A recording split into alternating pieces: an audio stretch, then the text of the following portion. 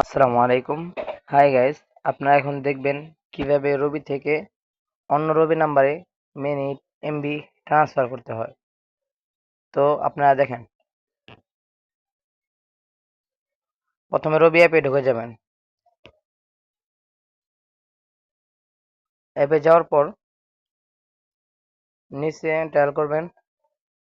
এই দেখেন কয়েকটা অপশন দেখা যাচ্ছে। এই যে উপরে লেখা গিফট, এখানে যে গিফট এটার ভিতরে টাইপ করবেন। তারপর গিফট করুন এখানে লেখা, এখানে টাইপ করবেন। তো আপনার মন মতো আপনি কত দিন এমবি নেবেন, কত এমবি নেবেন, কত মেয়াদ, কতদিন মেয়াদ দিবেন, এটা কত মিনিট নিতে চান, ডেইলি কয় জিবি আইবো না আইবো, এটা আপনার ব্যক্তিগত বিষয়। তো ধরেন আপনি 8 জিবি 7 দিন মেয়াদ 600 মিনিট নিতে চাচ্ছেন,